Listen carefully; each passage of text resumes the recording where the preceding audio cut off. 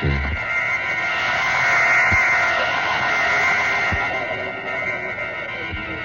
Spawn of the subhuman.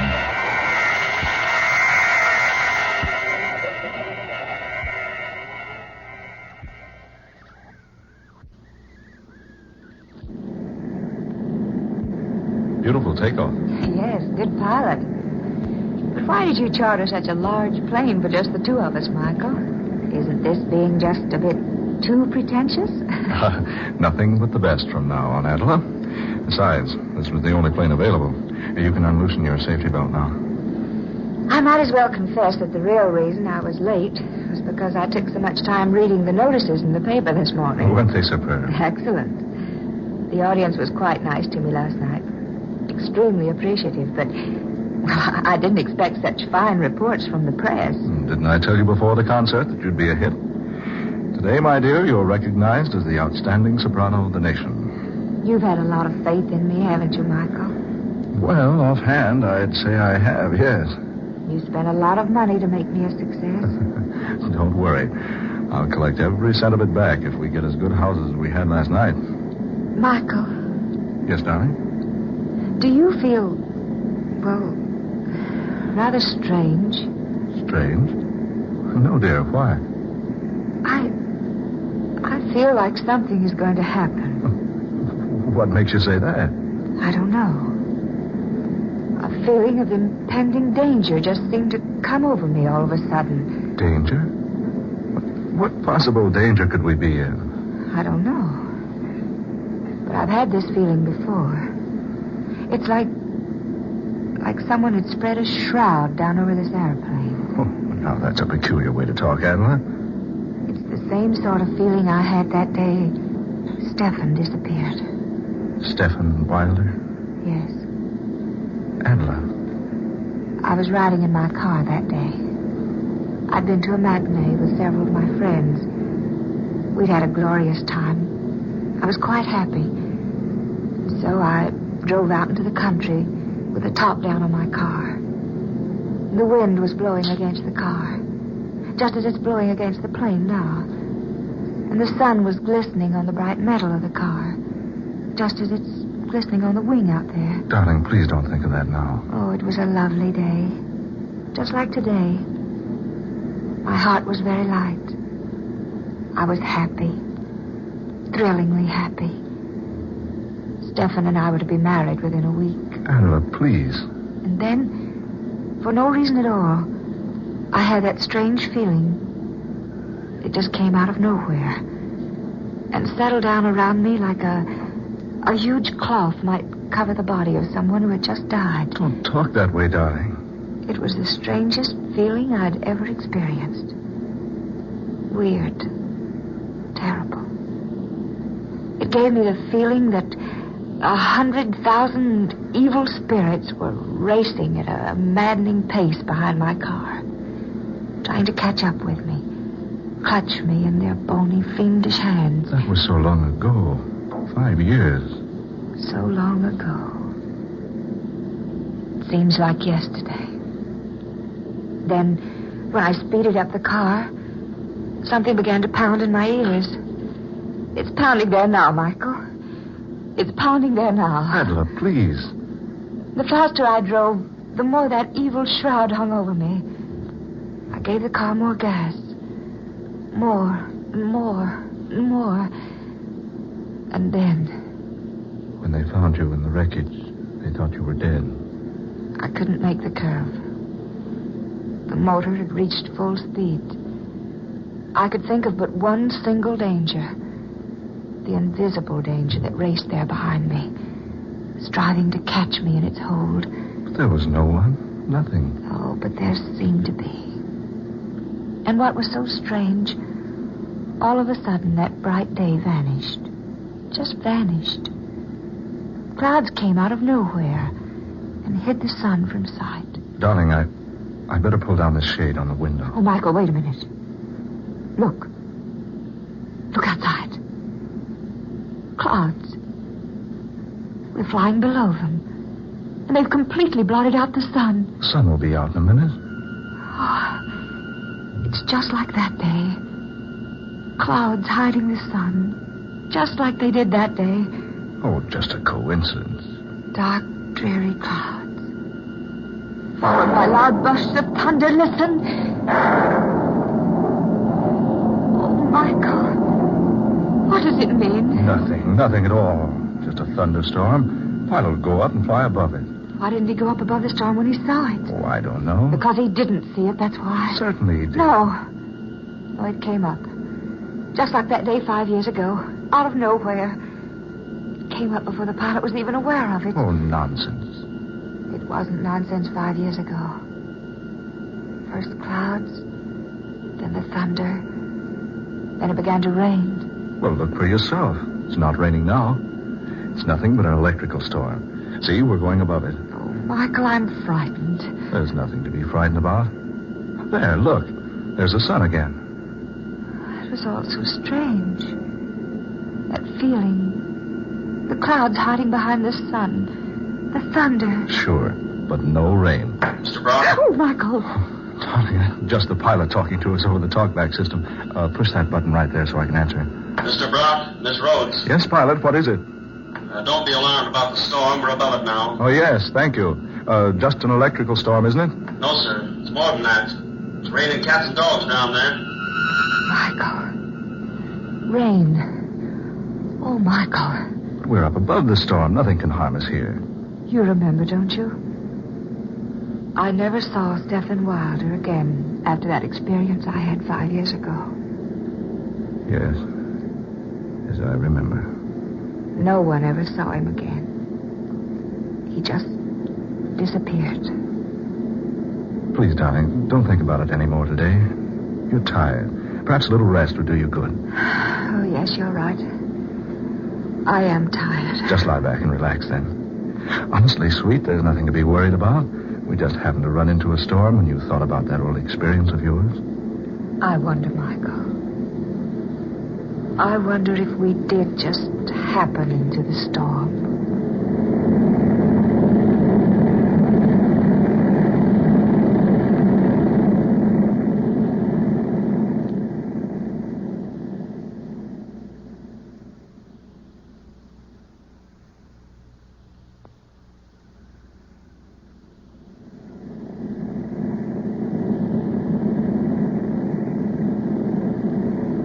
Michael, where are you, darling? Over here, dear. Did you have a good sleep? Oh, I did sleep after all. Why are the lights out? Oh, I turned them out so you'd sleep as long as you could. Now I'll switch them back on. There. What time is it? 9:30. 9:30? Oh, Michael, I've been asleep more than 8 hours. I thought you'd never wake up. It's after dark, and you've had the lights off all this time just for me.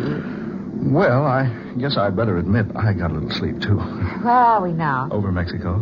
Hey, hungry, dear? Oh, I'm famished. You know, I can't imagine what made me sleep so long. Oh, we land at Centella. We can get food there. Have we landed at all since I retired? No, we're circling now. Well, that's Centella down there. Oh. You better pretty up a bit.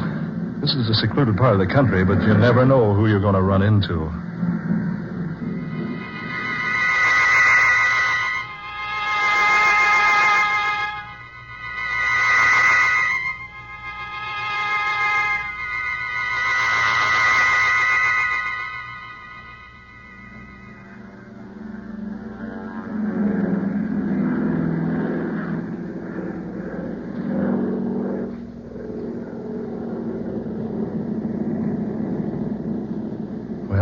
That was Centella. How long before we're in Monterey? Oh, about an hour. Did you get good reservations? The best. Did you enjoy your dinner? Oh, immensely. That was a nice place. Certainly a rough landing field, though. Well, it's not actually a landing field. We had to land someplace to refuel before we got to Monterey, so I picked Centella. I enjoyed it. Quaint little place. It's a funny thing, Michael. Did you notice the plane? What do you mean, dear? It didn't look a bit like it had been in a rainstorm. I thought you'd forgotten all about that. Of course, it didn't look like it. We flew above the rain before it started. Oh, yes, that's right. Well, if you don't mind, I'm going to spend the next hour looking through my fashion magazines before we land at Monterey.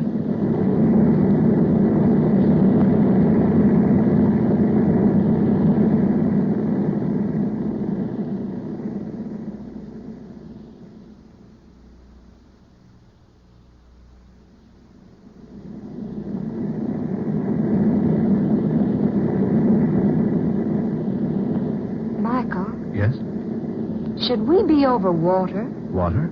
Well, no, of course not. Well, we are. There's water all around us. Well, let's see. By heaven, Adela, you're right. The pilot's off his course. Well, surely you must realize it. Oh, you better go up and find out. Yes, I will. I'll be right back. Hurry, Michael, for heaven's sake. Right.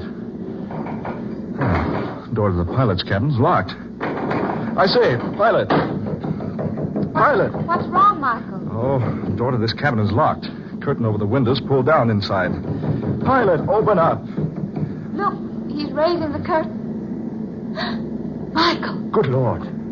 A thick, hairy arm. Michael. That's not our pilot at the controls. It's a monkey. A gorilla. Oh, Michael. Are we dreaming? No, it's true. A live gorilla piloting our plane. But that's impossible. No, confounded door's locked. Open this door. Open up. Oh, Michael, be careful. Look at him. Peering back at us. With little beady eyes. And an expression on his face that... almost human. This is fantastic. How in the world did we ever come to be in the air with a creature like that? We had our regular pilot when we landed at Centella. I saw him climb down out of the cabin. So did I. But I never did see him again before we took off. Naturally, his back was to me when I gave him the go-ahead signal. Oh, Michael. Michael, now what? Oh, we're over land. He's bringing the plane down. Oh, Michael.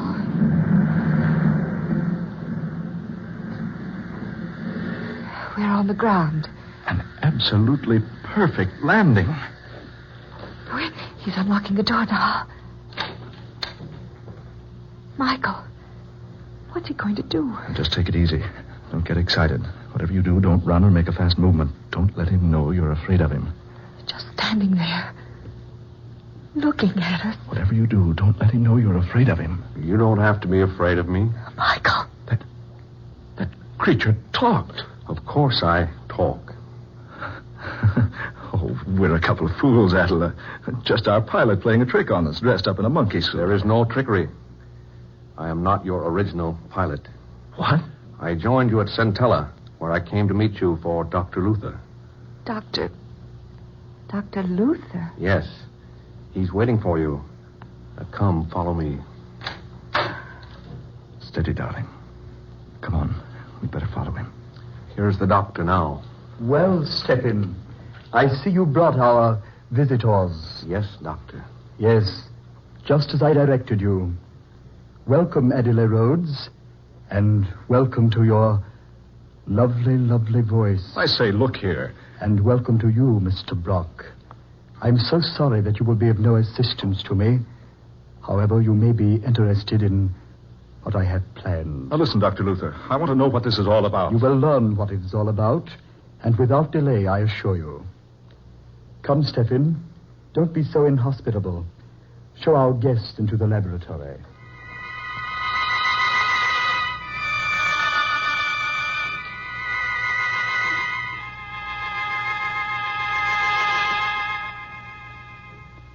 Sit down over there, my dear. Over here, Mr. Brock. Michael. Dr. Luther, I demand an explanation. Where are we? Why have you brought us here? You're too full of questions, Mr. Brock. I've already told you I'm about to show you why I brought you here. Here, high in these mountains, secretly, I've been working for 5 years, experimenting, testing, trying to accomplish what everyone would have said was utterly impossible had I told them about it. But I didn't tell anyone. Instead, I came here and built this laboratory. You see, it's fully equipped and modern in every detail. Now, look here, Dr. Luther. During those 5 years, I trained Stephen here. I believe you will agree my training has been very successful. You now see an almost full-grown gorilla, behaving like a human, acting like a human, even talking like a human. I've been very kind to you, haven't I, Stephen? Yes, Dr. Luther. Of course you have been kind. Yes, just so. Scientists back there in your world, my dear Miss Rhodes, will tell you it's impossible to completely train a gorilla. That is the second point in which I've proved them wrong. Stephen, sing for us. Yes, Doctor. Si può. Si può. Signore. Signori. Doesn't he have an excellent voice? Michael, did you hear that? Impossible. Sing again, Stephen. Oh. Oh.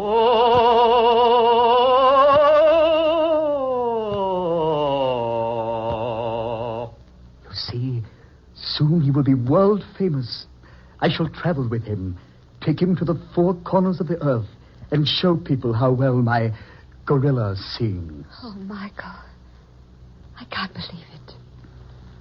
That's Stephen Wilder's voice. It can't be. Ah, but it is. Yes. Now I remember. Now I know who you are, Dr. Luther. Stephen Wilder had an appointment with you that day he disappeared 5 years ago. I'd forgotten all about it, but I just now remembered. So that's what happened to Stephen Wilder. You kidnapped him and brought him here and... You... Precisely. I brought him here to do what others said could never be done. And I chloroformed him 5 years ago and brought him here. I thought I was ready, but my gorilla wasn't. So I had to wait. 3 months ago, I performed the operation. Operation? I removed the vocal cords from the man and grafted them into the gorilla. Oh. This is ridiculous. A thing like that can't be done. Oh, surely you don't deny the proof I've just given you, Mr. Brock. Stephen, sing.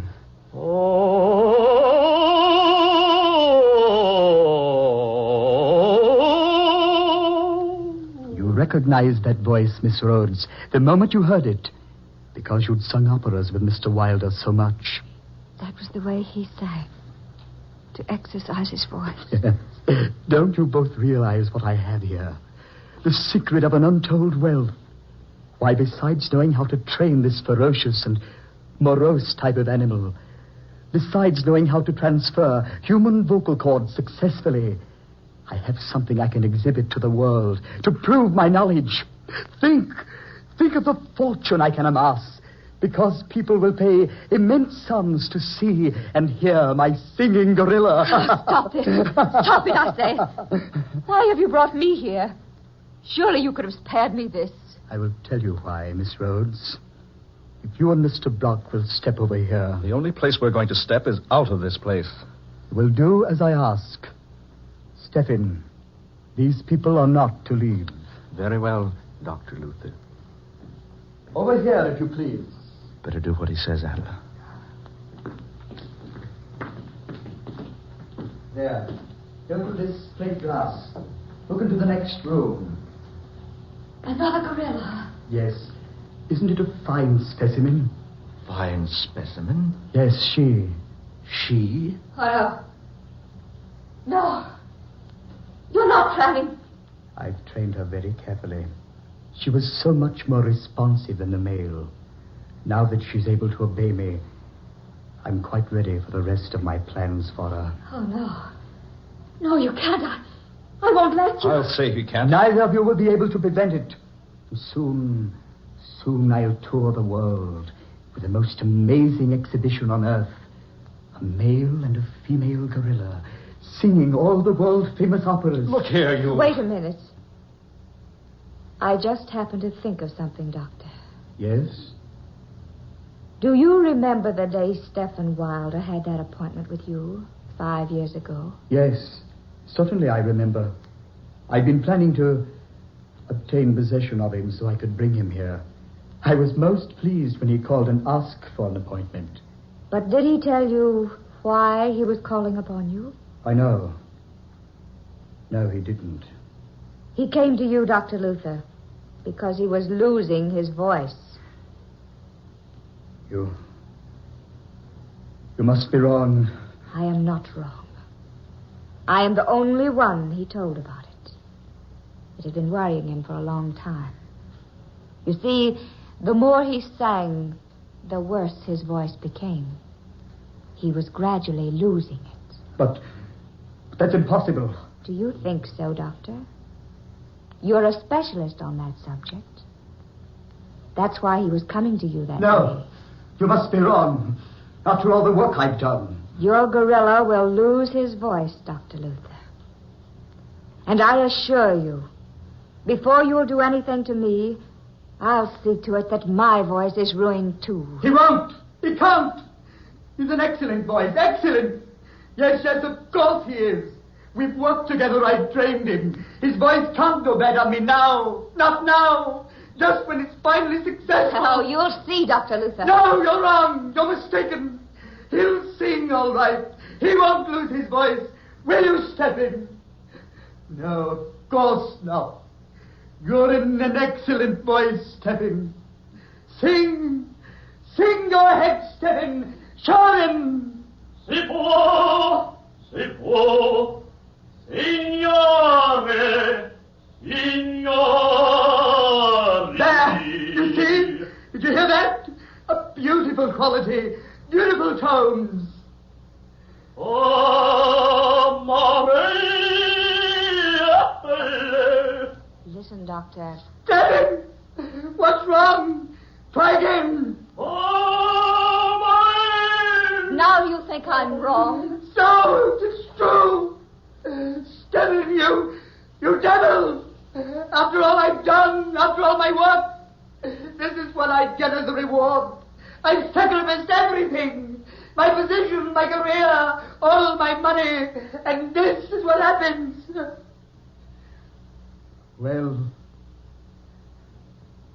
there's one way, Stephen. By heaven, there's one way. Get back, Adela. You got a gun. No, Dr. Luther. That would have hit that beast, but look at him. Stop!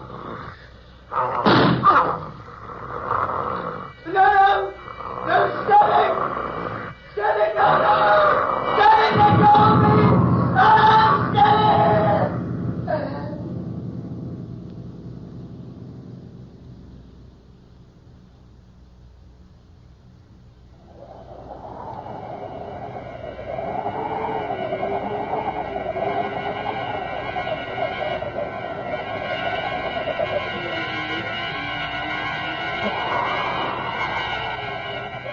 Dark fantasy.